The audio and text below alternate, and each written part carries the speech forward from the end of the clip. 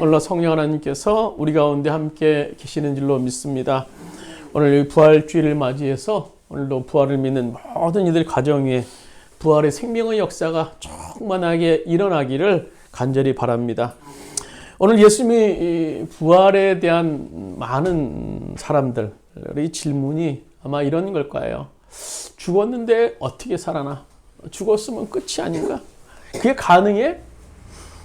그렇지만요, 예수님께서 부활하셨다는 사실은요, 너무나 명백한 거예요. 많은 증거와 또 성경의 많은 증인들, 또 교회사의 많은 사람들, 또 많은 증거들이 있어요. 그래서 그것이 거짓말이다라고 얘기를 하려고 해도 그 많은 증거와 증인들이 있기 때문에 거짓말이라는 사실이 더 어려운, 그래서 완전한 팩트가 오늘 이 예수님의 부활의 사실이라는 거예요. 그러나 우리가 부활의 역사적 사실보다 오늘 우리들에게 더 아주 놀라운 것이 있어요. 그것은 뭔가 하면 그 부활의 주님이 오늘 우리 안에 와 계시다라는 거예요. 부활하셔서 끝났다면 아무 의미가 없을 텐데 부활하신 주님이 성령으로 오늘도 우리 안에 와 계세요. 그래서 놀라운 능력의 역사를 오늘도 믿는 자들 가운데, 부활의 사실을 믿는 자들 가운데 행하셨던 것을 성경을 통해서, 오늘도 교회사를 통해서 우리가 볼 수 있습니다.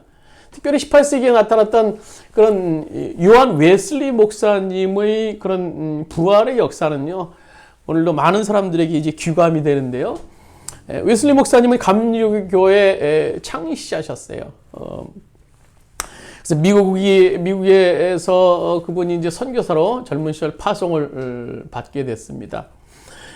그분은 이제 목사 안수를 받고 또 선교사로 파송을 받았음에도 불구하고 여전히 무기력한 삶을 살았어요. 믿음이 없는 삶. 그러다가 이제 하나님께서 그분을 미국의 선교사로 이제 파송을 하게 되시죠.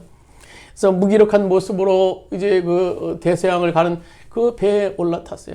그런데 갑자기 그 배가 큰 폭풍에 휘말리게 되는 거예요. 그래서 도저히 어떻게 숨을 곳이 없어요. 이제 요한 웨슬리 목사 죽었구나. 나 죽었구나. 그래서 막 덜덜덜 떨고 있는데 저 한편에서 찬송 소리와 막 기독 소리가 들리는 거예요. 아니, 난리 중에 누가 찬송하고 누가 기도한다는 건가. 그래서 가만히 보니까는요, 그 감리교회 전신이라고 할 수 있는 모라비안 교도들이 모여서 열심히 막 기쁜 마음으로 그 표정 하나 변하지 않고 찬양과 막 기도를 하고 있는 거예요. 웨슬리 목사님은 놀랐어요. 그래서 풍랑이 이제 멎어진 후에 그 중에 한 사람에게 물었습니다. 혹시 그 풍랑 중에 무섭지 않으셨어? 그 대답합니다. 그랬더니 간단하게 대답. 무섭긴 뭐가 무서워요? 주님이 우리와 함께 하시는데요. 너무나 간단하게 대답하는 거예요. 근데 그 말씀이 웨슬리 목사님 마음에 팍 꽂힌 거예요. 주님이 나와 함께 하시. 주님이 나와 함께 하시. 그 후에 이제 웨슬리 목사님은요, 모라비안 교도의 목사였던 이 피터 필러라는 목사님의 도움으로 신앙에 큰 변화를 갖게 되었고, 그 후에 살아계신 주님과 동행하시면서 많은 놀라운 책과 또 많은 그런 사람들을 구원하는 일을 감당하기 시작했던 겁니다. 정말 살아계신 주님께서 지금 우리와 함께 계신다는 그 사실, 이 부활의 신앙이 확실하다면요, 두려울 것이 과연 무엇이겠습니까? 왜 우리가 오늘 두려워합니까? 왜 오늘 우리가 두려워해요? 혹시 내가 믿는 예수님의 이 부활이 혹시 교리적이거나 혹시 이론적인 것은 아닌지 모르겠어요. 오늘은요, 부활주일입니다. 부활은요, 예수님께서 십자가에서 죽었다가 다시 살아나신 사건만을 기념하는 기념 정도가 아니에요. 부활은요, 예수님이 부활에 되새기면서 그 부활이 나의 부활임을 믿으라는 그런 절기가 바로 부활절인 거예요. 흔히 부활 그러면 예수님이 십자가에 죽었다가 다시 살아나셨다. 그 사건만을 생각하기 쉬워요. 물론 그것이 부활의 텍스트입니다. 텍스트. 그러나 부활은요, 예수님이 부활 사건 정도로만 알아서는 안 된다는 거예요. 예수님께서 부활하셨다. 그럼 그 부활이 오늘 나에게 어떤 의미가 있는가, 나에게 어떤 관계가 있는가를 우리가 생각해 봐야 돼요. 팔레스타인의 젊은 예수라는 분이 죽었는데 살아나셨어. 거기까지는요, 해외 토픽값 정도밖에 되는 거 아니에요. 그 당시 뉴스가 있었으면요, 그건 세계적으로 정말 놀라운 일이죠. 그런데 그게 나와 무슨 상관이 있어요? 나와 무슨 상관이 있어요? 놀라울 정도는 일이지만 나와 아무런 관계가 없는 일에 거기까지만 믿으면요. 오늘 부활의 신앙에는요, 두 가지 사실을 내포하고 있습니다. 성경이 말하는 부활의 신앙 두 가지는요, 첫 번째는 예수님의 부활하신 것처럼, 예수님께서 부활하신 것처럼 나도 장차 주님의 재림날에 오늘 새 몸으로 부활하게 된다는 그런 믿음. 천국을 갈 수 있다는 그런 믿음이 한 가지가 있고요. 또 한 가지는요, 부활하신 예수님께서 생명으로 언제나 나와 함께 한다는 사실을 믿는 것. 그것이 또 부활일 수 있어요. 마지막 날 부활, 우리가 주님 앞에 가는 날 부활 믿을 수 있어요. 믿을 수 있죠. 그냥 막연히 주님 오시면 나 부활할 거야. 나 천국 갈 수 있을 거야. 믿을 수 있어요. 근데 문제는요, 두 번째, 오늘도 우리와 함께 하시는 그 주님, 부활하신 주님이 거기서 끝난 것이 아니라 오늘도 보혜사 성령께서 우리와 함께 하신다는 사실을 믿기는 어려운 것 같아요. 많은 사람들이 이 믿음까지는 도달하지 못해요. 오늘 본문에 보면요, 이 제자들의 모습인데요. 그 제자들의 믿음이 어떤 그 부활에 대한 믿음이 예수님이 오시면 이제 천국 간다라는 그 믿음까지였던 것 같아요. 그러나 오늘 이 제자들의 모습은요, 완전히 변한 모습으로 오늘 본문에 나와요. 본문에서 보면요, 부활하신 예수님께서 맨 처음에 나타나신 것이 공식적으로 제자들에게 이제 나타나셨어요. 그러나 제자들의 입장에서는요, 자기들이 죽어서 장사까지 지냈던 그런 사람이 제자들 앞에서 나타나실 것이라고는요, 상상도 못했어요. 당연히 상상도 못했죠. 그래서 예수님이 부활하신 후에 이 땅에서 약 40일 동안 이제 머무르셨는데요, 제자들에게 여러 번 나타나셔서 자신이 부활을 확신시켜 주시고 또 말씀을 통해서 구약의 말씀, 많은 말씀을 통해서 가르쳐 주셨어요.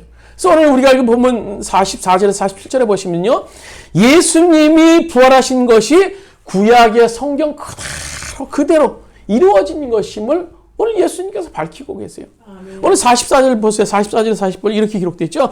또 이르시되 내가 너희와 함께 있을 때 너에게 말한 바 곧 모세의 율법과 선지자의 글과 시편의 나를 가리켜 기록된 모든 것이 이루어져야 하리라 한 말이 이것이라 하시고, 이에 그들의 마음을 열어 성경을 깨닫게 하시고, 또 이르시되 이같이 그리스도의 고난을 받고 제3일에 죽은 자 가운데 살아날 것과 또 그의 이름으로 죄사함 받게 하는 회개가 예루살렘을 시작할 모든 족속에게 전파될 것이라 기록되었다라고 기록하고 있어요. 그리고 성령 받은 후에 오늘 이 십자가의 부활의 복음을 너희들이 제자들에 의해서 증거해야 될 것이다라고 명령하셨던 것을 볼 수 있어요. 그리고 여지는 49절에서 약속하신 성령을 이제 보내주시겠다라고 49절에 제확이 나오고 계시죠. 볼지어다 내가 내 아버지께서 약속하신 것을 너희에게 보내리니 너희는 위로부터 능력이 입혀질 때까지 이 성에 머무르라 하시니라. 근데 우리가 이 시간요 주목해야 될 말씀은 50절에서 53절 말씀이에요. 이것은 예수님께서 승천하시는 그런 장면인데요. 우리 한번 천천히 같이 50절에서 53절까지 말씀 읽겠습니다. 예수께서 그들을 데리시고 베다니 앞까지 나가사 손을 들어 그들에게 축복하시더니 축복하실 때 그들을 떠나 하늘로 올려지니라. 지니 그들이 그에게 경배하고 큰 기쁨으로 예루살렘에 돌아가 늘 성전에서 하나님을 찬송하니라. 오늘 예수님의 승천의 장면이야. 그러니까 예수님께서 제자들을 이끌고 이 베다니라는 곳에 가십니다. 그리고 손을 들어 축복 기도를 해주셨어요. 그리고는요, 그 자세를 그대로 아마 여러분 성화 같은 데 많이 보실 거예요. 예수님께서 이대로 그대로 하늘나라에 올라가시면서 제자들과 작별하게 되시는 거예요. 제자들은요, 승천하시는 주님을 바라보면서 경배하면서 너무너무나 기뻐해요. 그리고 예루살렘으로 돌아가요. 그리고 제자들은요, 늘 성전에 모여서 또 예배를 드립니다. 근데 여러분, 이 장면을 한번 생각해 보세요. 지금 이 장면이 어떤 장면입니까? 이별하는 장면. 예수님과 이별하는 장면. 그렇다면 당연히 슬퍼하거나 또 앞으로 닥칠 이 고난에 대해서 제자들이 두려워했어야 되는 겁니다. 그러나 제자들은 오늘요 슬퍼하지 않습니다. 예수님이 이제 그 전에도 돌아가셨고 지금 이제 승천하시는 그 모습을 보면요, 이제 마지막이라는 사실이 있었을 텐데 그동안 이 제자들과 예수님과의 정이 있지 않았겠습니까? 그런 제자들은 슬퍼하지 않고요, 또 고난 앞에서 두려워하지 않습니다. 당시요 이 종교 지도자들, 이 랍비들이나 그런 사람들은요, 예수님의 부활의 사실을 은폐 또는 왜곡하기 위해 혈안이 되어 있는 상태였습니다. 예수님의 시체가 없어졌다는 소식을 들었겠죠. 그렇다면 어떻게 되겠습니까? 이건 혹시 제자들이 꾸민 건 아닌가? 그것이 사실이라면 안 된다. 그래서 부활의 가장 확실한 증인들은 이 제자들 그냥 놔뒀겠습니까? 아마 지금 제자들을 잡느라고 혈안이 되어 있었을 거예요. 제자들은 잡히기만 하면요, 아마 쥐도새도 모르게 죽을 수도 있는 그런 상황이었습니다. 그런데 예수님이 그들을 남겨두고 훌쩍 하늘로 올라가세요. 그리고 제자들이 기뻐했다. 참 이 상황은요, 그대로 보면 이해하기 힘든 상황이에요. 오늘 52절에 보면 그들이 그의 경배하고 큰 기쁨으로 예루살렘에 돌아가니라. 그들이 이렇게 예수님과 그 이별을 크게 기뻐하는 그런 이유가 뭡니까? 이제 예수님의 소나기에서 이제 정말 벗어났겠지. 죽어서나 끝났다고 이제 예수님 소나기에 벗어나서 좋아했는데 또 살아나셨어요. 이제 하늘날 그대로 올라가셨으니까 이제 끝이겠지. 이제 내 예수님 소나기에 벗어나서 기뻐. 그런 심정으로 과연 기뻐했을까요? 그의 제자들의 모습을 한번 보세요. 오늘 53절에 보면 늘 성전에서 하나님을 찬송했다라고 기록하고 있습니다. 정상적인 사람이라면요, 53절에서 이렇게 쓰여져야 되는 겁니다. 제자들은 예수님께서 승천하신 후에 각자 살 길을 찾아서 떠나갔다, 도망갔다, 이렇게 쓰여져야 맞는 거 아닙니까? 그런데 종교자들이 있는 예루살렘에 제자들이 다시 내려가는 거예요. 시퍼런 칼날이 기다리고 있는 그곳에서 그냥 있는 것이 아니라 찬송하면서 예배를 늘 드렸다라는 겁니다. 여러분, 제자들이 원래 모습은 어떤 모습입니까? 제자들은요, 예수님께서 체포 당하실 때, 또 십자가에 달리실 때 그 제자들의 모습이 어떤 모습이었어요? 다 도망갔어요. 심지어 제자 중에 가장 수제자라고 하는 베드로는요, 여정이 예수님을 따르는 사람이다라고 얘기를 하자 예수님을 저주하면서까지 이제 도망갔던 사람이 바로 베드로예요. 근데 이게 예수님이 떠나가시는데도 기뻐하시는 그런 제자들의, 기뻐하는 제자들의 모습을 보게 됩니다. 공개적으로 잡혀가려면요, 잡아가라는 식으로 그들이 매일 성전에 모여서 이제 찬송하며 예배를 드렸다라는 거예요. 그렇게 우리 겁쟁이였는데 그들이 이렇게 어떻게 변했을까요? 근데 어떻게 순식간에 변할 수 있을까요? 물론 부활하신 예수님께서 40일 동안 이 땅에 계시면서 이제 제자들에게 보이시고 가르쳐 주신 여러 가지 많은 말씀, 그 말씀을 통해서 제자들이 변화되는 요인도 될 수 있었겠습니다만, 그러나 가장 중요한 이유가 있어요. 그것은요, 영으로, 성령으로 주님이 그들과 함께 한다는 사실을 제자들이 이제 알게 됐던 겁니다. 육신으로 뿐만 아니라 육신을 떠나서 더 위의 급인 영이신 시공을 초월해서 주님이 그들과 함께 한다는 사실을 알게 됐던 겁니다. 지금 이 상황은요, 예수님이 제자들을 떠나가서 다시는 장면이지만요, 사실 떠나가신 것이 아니에요. 엄격히 말하면요, 예수님이 그들을 멀리 떨어진 것 같지만요, 사실은 아주 더 가까이 예수님이 오신 거예요. 이전에 육신으로 함께했던 예수님께서는 이제 영으로 제자들과 오늘 함께 하시기 때문인 겁니다. 그래서 예수님의 육체는 이제 부활하시고 후에 승천하셔서 하나님이 보좌 우편에 앉아 계십니다. 그러나 영이신 성령으로 그들 가운데 지금 계세요. 우리 요한복음 16장 7절으로 쥐보에 있는 말씀 같이 한번 읽도록 하겠습니다. 요한복음 16장 7절입니다. 그러나 내가 너에게 실상을 말하노니 내가 떠나가는 것이 너희에게는 유익이라. 내가 떠나가지 아니하면 보혜사가 너희에게로 오시지 아니할 것이요 가면 내가 그를 너희에게로 보내리니. 내가 떠나지 아니하면 보혜사가 너희 가운데 오시지 않는다라는 거예요. 내가 떠나는 것이 너희들이 훨씬 더 유익이라는 겁니다. 보혜사가 뭡니까? 옆에서 도와주시는 분이야. 옆에 도와주시는 분, 그분이 보혜사입니다. 성령님. 지금까지 예수님이 보혜사로 제자들을 보살펴 주셨어요. 그런데 이제는요, 성령이 오셔서 동일하게 제자들을 도와주세요.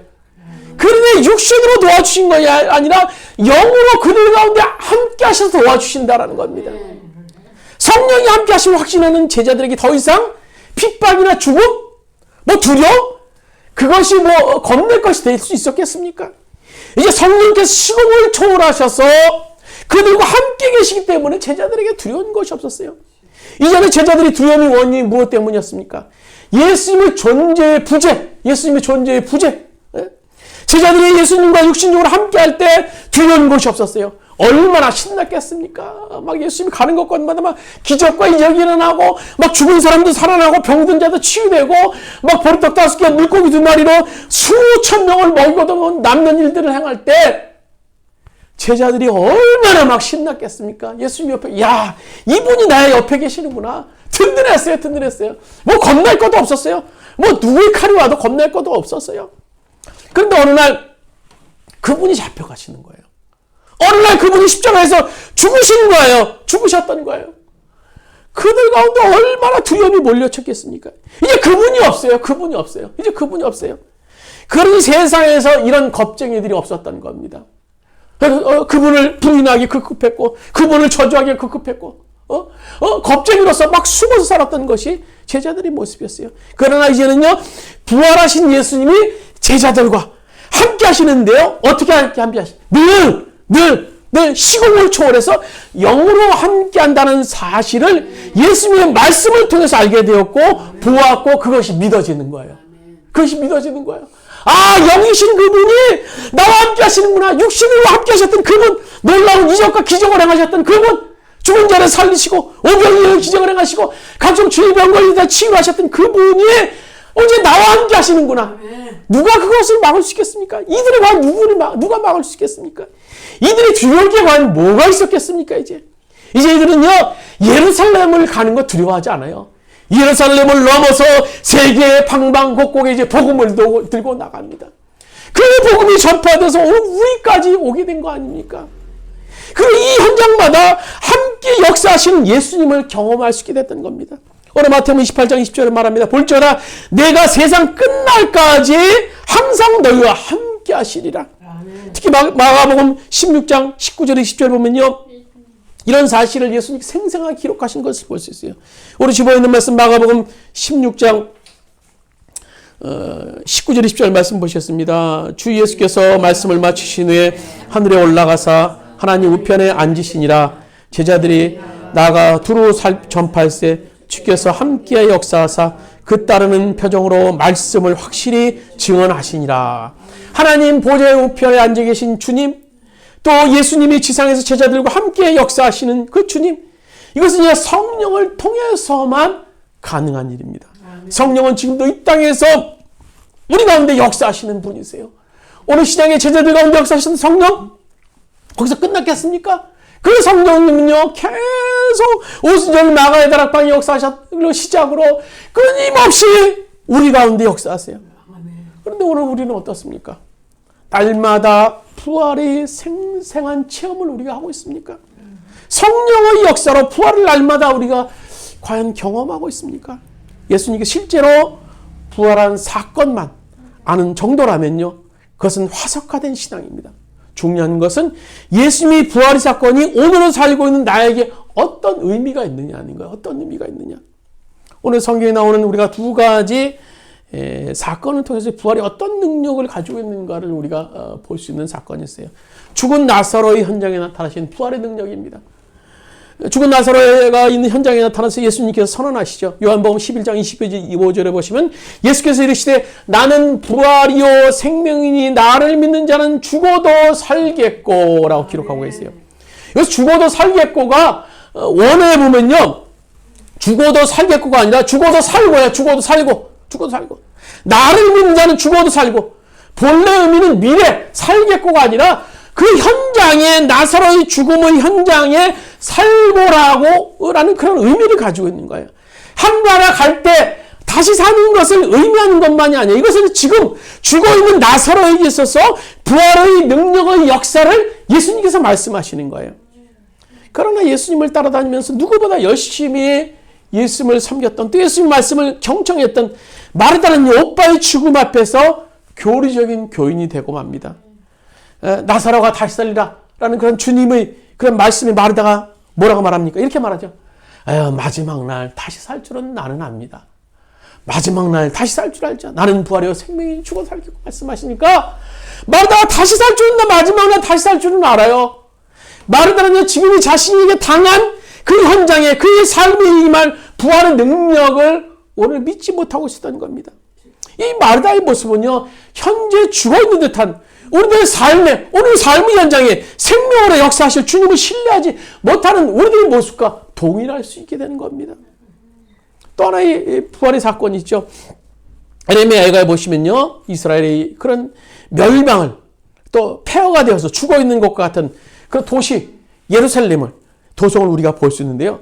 18개월이나 그 예루살렘 멸망을 앞에 뒀던 그런 이 바벨론의 군대들, 허기와 굶주림 속에서 이제 그들을 돌아오기, 그들이 항복하기만을 기다렸지만 항복하지 않았어요.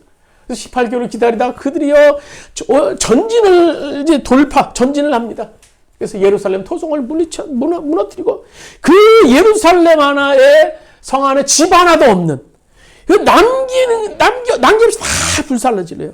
그리고 예루살렘 성벽을 다 부숴버립니다. 예루살렘은 온통 불타버리고 무너지고 시체가 나들고는 그런 현장입니다. 여기저기 막 우는 아이들이 막 생깁니다. 에레미야가 우는 애 하나를 있는 것을 보고 가서 보니까 엄마의 젖을 빠는데 엄마의 젖에서 막 피가 나오는 거예요. 근데 그 아이들이 그런 아이들이 한둘이 아닙니다. 그래서 에레미야가 어디서부터 뭘 해야 될지 모르고 있습니다. 그래서 에레미야가 할 수 있는 것이 우는 것밖에 없었어요.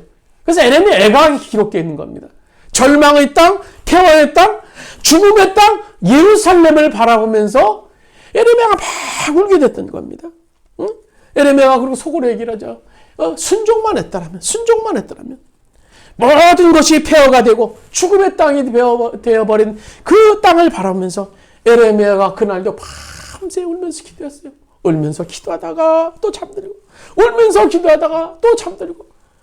그러다가 어느 한순간 눈을 떠보니까는요, 새벽에 찬란한 태양이 떠오르는 거예요. 새벽에 여명을 바라보는데 순간적으로 그 입술 속에서 찬양이 막 터져 나오는 거예요. 주의 사랑은 끝이 없고 주의 자비는 무궁하며 아침마다 새롭고 늘 새로우니 주의 성실이 큼이라. 성실하신 주님. 그것이 에레미야 애가 3장 22절 말씀이에요. 여호와의 인자와 국률이 무궁하심으로 우리가 진멸되지 아니함이라. 이것들이 아침마다 새로우니 주의 성실이 크심이라. 오늘 부활의 주님을 정말 죽을 것 같은, 아니 죽은 도시였던 예루살렘 성을 바라보다가 밤새 눈물로 기도하다가 새벽에 부활의 주님을 오늘 에레미야가 경험하게 됩니다.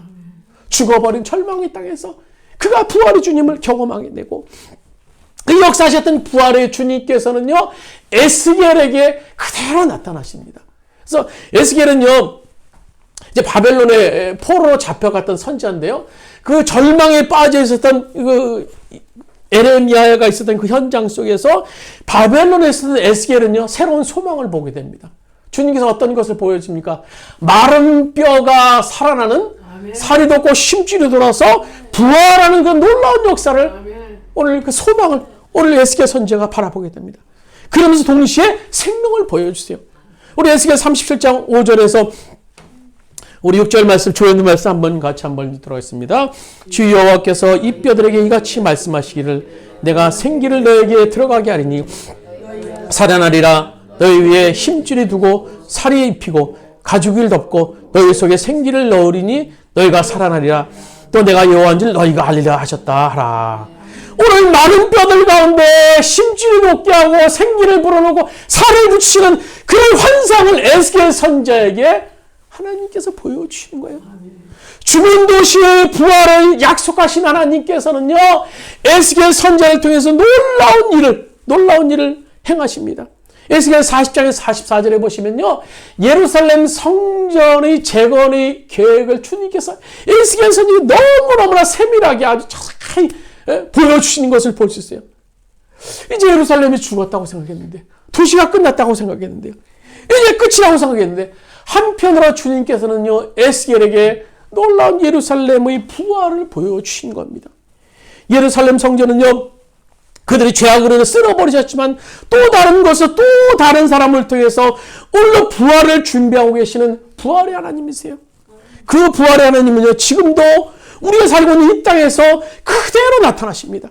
우리의 삶에 도저히 불가능해서 해결될 수 없는 것 같은 문제라고 생각하는 것에 대해서도 주님은요, 부활의 능력으로 역사하시는 분이십니다. 물질의 문제, 취업의 문제, 건강의 문제, 자녀의 문제, 진학의 문제, 인간관계 등 수없이 많은 그 문제들 가운데, 부활이 필요한 그런 문제들 가운데 주님께서는요, 부활로 우리 가운데 역사하시는 분이 바로 주님이시라는 겁니다. 말씀 마치도록 하겠습니다. 오늘 이 부활주의를 우리가 맞이해서 우리 신앙을 한번 우리가 스스로 한번 점검해보는 시간을 한번 가졌으면 좋겠어요. 나는 정말 이 부활의 신앙을 가지고 있는가? 예수님께서 사망 권세를 이기시고 다시 살아나셨지. 놀라워. 대단해. 거기까지라면요, 그 부활의 신앙은 아무 의미 없는 거예요. 그 부활의 신앙을 가지고 오늘 내가 이 땅에서 어떻게 살아야 될 것인가? 내가 무엇을 가지고 살아야 될 것인가에 대해서 우리가 곰곰이 생각해 볼 수 있는 시간이 될 수 있어야 되는 겁니다. 죽은 것과 같은 오늘 나의 삶에 주님께서 부활로 역사하실 것을 우리가 분명히 믿어야 돼요. 소망이 없어 보이는 오늘 우리가 얼마나 우리 자신을 보면요, 소망이 없어 보입니다. 제 자신을 봐도 소망이 없어 보여요. 그리고 소망이 없어 보이는 우리의 가정, 우리 자녀들, 또 우리 남편, 아내들, 또 그 외의 식구들, 또 이 땅을 바라보면 소망이 없어 보여요. 한숨밖에 안 죽은 것 같은 이 땅입니다. 이 민족 마찬가지예요. 또 우리 주원교회 정말 아무것도 없는, 소망이 없어 보이는, 인간의 눈으로 보면 소망이 없어 보이는 현장입니다. 그러나 사망 권세를 이기시고 부활하신 주님의 능력이 나타나실 것을 우리가 믿어야 돼요. 죽은 것 같은 그 현장 속에 주님께서 부활하셔서 살아나셨어요. 그 역사로만 끝나는 것이 아니라 오늘 제자들을 통해서 전해져 오고 성령을 통해 지금 우리 가운데 역사하신다라는 겁니다. 오늘 이 부활의 소망, 부활의 신앙을 가짐을 통해서 오늘 승리의 자리에 설 수 있는 오늘 여러분 되시기를 주님의 이름으로 축원드립니다.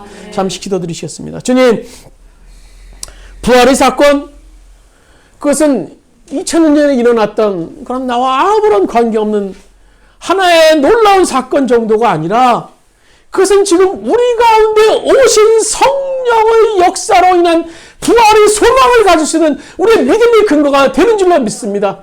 주님, 우리가 소망을 가질 수 있도록 주님 도와주시옵소서. 정말 우리들의 삶의 형편들, 여러 가지 정황들을, 또 우리 자신들을 바라보면 소망이 없어 보이고, 또 우리 교회를 바라보고 우리 가정을 바라보면 소망이 없어 보입니다. 그러나 우리가 부활의 소망을 우리가 가질 수 있도록 주님 도와주시옵소서.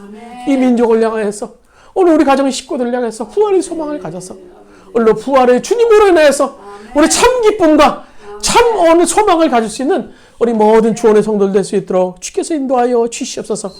이제는 우리 주 예수 그리스도의 은혜와 하나님 아버지의 무한하신 사랑하심과 보혜사 성령님의 감화 감동 내주 교통하시는 저희, 이 부활의 아침, 예수님의 부활이 나의 부활임을 소망하면서 그 부활대로 믿음을 갖길 원하는 오늘 성도들 머리 위에, 그의 가정의 사업장과 직장, 이 민족, 이 땅의 모든 교회 위에 이제부터 언제까지 함께 하시기를 간절히 축원하옵나이다. 아멘.